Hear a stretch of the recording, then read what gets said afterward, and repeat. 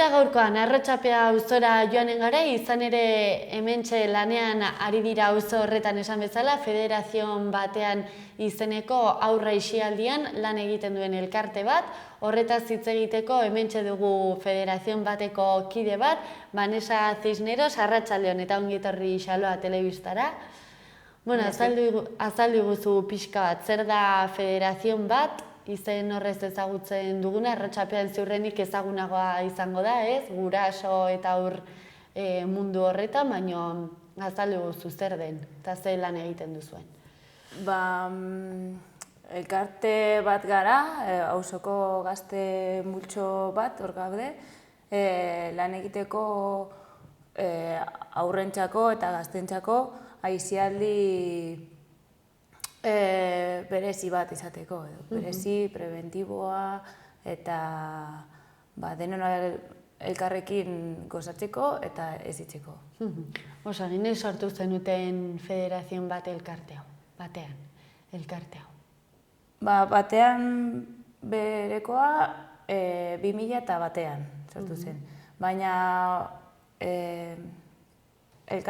batean federazioa etorri zen hainbeste elkarte txiki batzuetatik errotxapean sortu zirela. Eta hau izan zen 80ko hamarkadan edo. Mira, historia luzea daukazu. Baina batean, onena, izen horrekin eta funtzionamendu horrekin 2001 Osongi, beraz da urte esente aramazue honetan lan egiten, ez? Bai, aurten 16 urte egingo dugu. Eta modu berezian ospatu behar duzue, 16. urte hurrena? Ez, 10 urte hurren bai egin genuen, eta iaz ospatu genuen, baina elkartean, uste dut, itxoengo dugula 18 urterako, dinduna bihurtzen garenean. Osongi. Nun daukazue leku? Arratxapean kokatzen zarete, baina baduzue leku fisiko bat? Bai, gehienez Karbonilla zentroan. Auzoko ekimentzako zentro bat, udalakoa da, baina auzo elkarteen artean antolatzen dugu. Eta gu berez hor gaude. Horra goten zarete, ez? Normalean. Egunero, bai. Pentsatuta aurra isialdiaren inguruan lanean egoten zaretela, pentsatzen dut kalean ere asko ibiliko zaretela, ez? Bai. Udan batez ere. Bai. Baina saiatzen gara parte hartzea auzoan gertatzen den ekitaldi guztietan.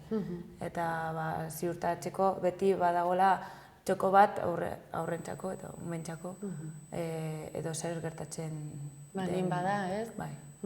Osongi. Nortzuk osatzen duzue federazion batean elkarte hau? Nortzuk zarete partaideak, umez gain? Gazteak gehienez. Hasten dira parte hartzen 16 urterekin edo. Hori baino lehen hartzen dute formakuntza ikastaro bat, ez? Bai, ikastaro bat, irantzen du, ezakit, 3-4 urte, haien arabera, nahi dutenak. Eta hori, 16 urterekin edo, hasten dira sartzen asambleetan eta ekitaldiak antolatzeko. Orduan, gaude 16 urteetik, ezakit, ez dago adina mugarik, baina gehienak dira 16 urteetik 26 urtera. Beraz gehiena gaztetxoak. Bai, nik uste dut gero lanarekin zaila da bi gauzak berean egitea, ez? Denbora asko hartu behar duzu elkartean, orduan lana egiten direnean zailagoa da. Baina hori. Osongi, nori zuzentzen da elkarte hau? Norekin egiten duzue lan? Batez ere, umeak, baina, eta egiten ditugu aktibitateak 3 urtetik, 16 urtera. 16 urte arte. Bai. Eta gehiago egiten dugu 6 urtetik 16 urtera. Oso ongi.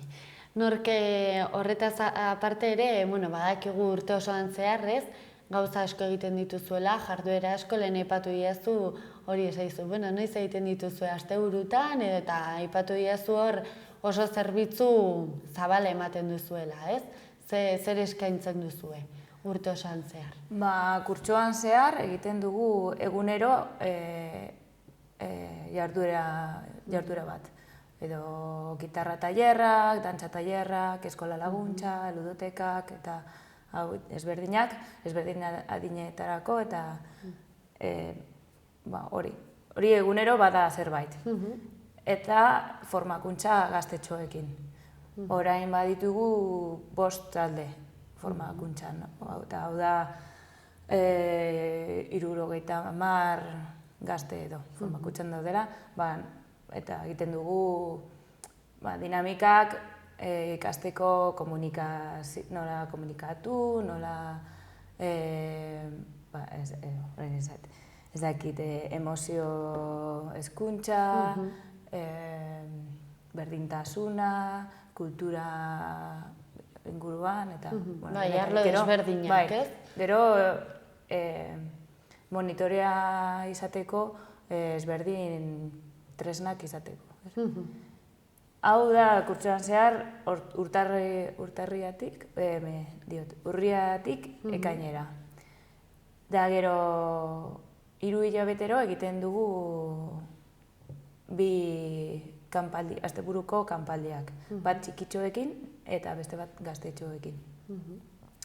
Gero, ekimenean, Olentxero, inauteriak, auteroak, errotxapeko guenean, eta zerbait ketatzen denean festaren bat ez dagoenean. Festetan, hor gaude zerbait antolatzen ere. Zuek ere hor protagonista moduan, ez? Bai, uek edo txikiak. Protagonismoa pixkat ematen ere. Eta gero udan egiten ditugu kanpaldiak, aste bateko kanpaldi bat. Bat txikientzako, beste bat gaztetxoentzako. Eta gero abuztu osoan badugu uda zentro bat, eta etortzen dira egunero udako etxerako lanak egiteko, eta gauza gehiago. Txangoak, tailerrak eta hori. Eta gero, ja 16 urterekin aurrera, egiten dugu nazioarteko kanpaldiak. Erasmus moduko bat. Erasmus programarekin, bai. Eta edo, joaten gara beste herri batera, proiektu batera, edo haiek antolatzen dute hemen proiektu bat beste herriko gazteak etortzeko. Eta zuek nora joan zarete? Zelekutara joan zarete hemendik? Frantziara, Italiara, Dinamarkara eta Alemaniara. Eta zer egiten duzuean? Proiektuaren arabera. Italian egon ginen emozio adimena lantzen. Alemanian egon ginen txikiten migrazioekin eta ingurumenaren prebentzioarekin eta hori. Dinamarkan hitz egin genuen demokrazia zela eta hori.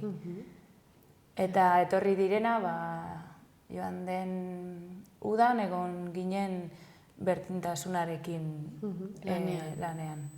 Eta gaztetxo asko animatzen dira, Erasmus hauek egitera, eta bai? Bai. Nik uste dut bai, oso, kanpaldi bat da, baina oso berezia, ez? Alde batetik bidaiatu alba duzu, eta beste aldetik oso interesgarria da egitea kanpaldi bat gazte herri oso ezberdinetatik etorrinta. Adibidez egon ginen berdintasunaz hitz egiten Albaniako gaztetxoekin. Oso ikuspuntu ezberdinak zituzten eta haiek ikusi zuten hori, ez? Baina nola pentsatu dezakete honela eta ikusten dute beste aldetik oso gure ohiturak ez direla zerbait normala, baina gureak. Eta zenbat egun egoten zarete horrelako bidaiak egiten? 8 eta 10 egun artean. Beraz, astetxo bat pasata. Bai. Eta zei joten zarete, ibidez, monitore bat ez, talde batekin, edo zeira talde handiak, zenbat Normalean, joten zarete? 2 monitore eta 8 edo 10 gaztetxoekin. Oso ongi. Eta denak errotxapeakoak izaten dira, edo Iruñeko beste auzoetako baten batera animatzen da? Normalean errotxapeakoak. Bai. Eta bai egin dugu bat edo bi aldiz, nahaztuta beste auzoren batekin. Bai. Oso ongi, oso interesgarria. Zeintzuk dira zuen baloreak? Ze transmititu nahi duzue zuen elkarte honen bidez, gaztetxoengan?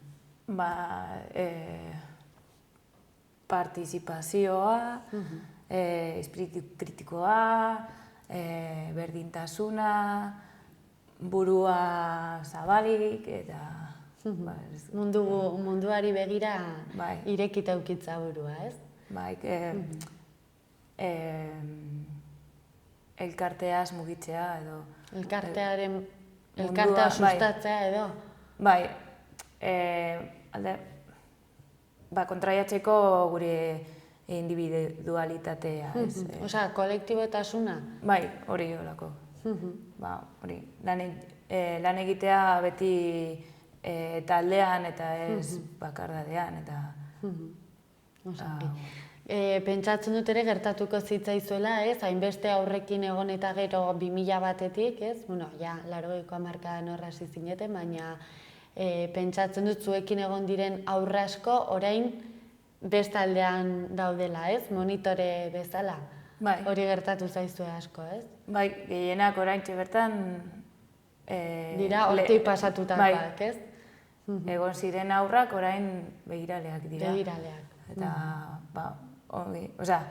hori importantea da, ze haiek jaso dutena auzotik nahi dute itzultzea, ez? Orduan, jaso dudana, itzuli nahi diot auzoari. Primeran. Oraintxe bertan bukatzeko ze proiektu dituzu eskuartean? Ze ari zarete egiten? Oraintxe. Urte honetan gaude oso zentratuta proiektu batekin emozio hezkuntzarekin. Aurkeztu genuen proiektu bat Erasmusekin, eta egiten ari gara beste Bulgariako elkarte batekin eta Alemaniako beste elkarte batekin proiektu bat egiten ari gara, hori, emozio hezkuntza bultzatzeko, batez ere, ez formal hezkuntzan. Eskoletan edo hasi dira orain lehen asko, baina hori, eta nola egin dezakegu guk ere gure eremuan hori lantzeko, ez?